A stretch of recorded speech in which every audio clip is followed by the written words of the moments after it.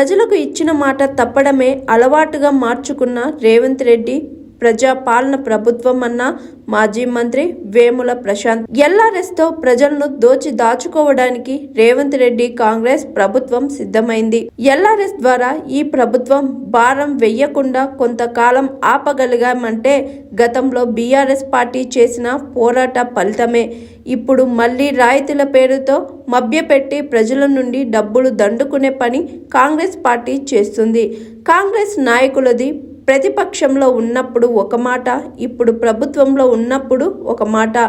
గతంలో బీఆర్ఎస్ ప్రభుత్వం ఎల్ఆర్ఎస్ తీసుకొచ్చినప్పుడు నానా యాగి చేసి మోసేస్తే ఉచితంగా చేస్తామని చెప్పిన కాంగ్రెస్ నాయకులు ఇప్పుడు ప్రజలపై సుమారు 20,000 కోట్ల భారం ఏ ముఖం పెట్టుకొని వెయ్యడానికి సిద్ధమయ్యారని ప్రశ్నించారు వేముల ప్రశాంత్. ఎల్ఆర్ఎస్ తో ఒక్కో ఫ్లాటుపై ₹1,00,000 చొప్పున ప్రభుత్వం గుంజేందుకు ప్రణాళికలు చేసింది.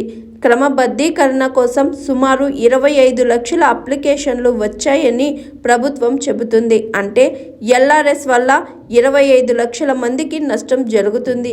ఎన్నికలు అప్పుడు కాంగ్రెస్ పార్టీ ఇచ్చిన హామీ ప్రకారం ప్రజలపై భారం మోపకుండా ఎల్ఆర్ఎస్ను ₹1 తీసుకోకుండా ఉచితంగా అమలు చేయాలని ఈ ప్రభుత్వాన్ని డిమాండ్ చేస్తున్నానని అన్నారు వేముల ప్రశాంత్ రెడ్డి. ఇచ్చిన మాట ప్రకారం ఎల్ఆర్ఎస్ ఉచితంగా అమలు చేయకుంటే సీఎం రేవంత్ రెడ్డితో పాటు ఉత్తమ్ కుమార్ రెడ్డి, సీతక్క, కోమటిరెడ్డి, డిప్యూటీ సీఎం బట్టి విక్రమార్కులు రాజీనామా చేయాలి, లేదంటే ప్రజాక్షేత్రంలో మీకు శిక్ష తప్పదని హెచ్చరించారు Vemula Prashanth Reddy. Hi, this is Swathi.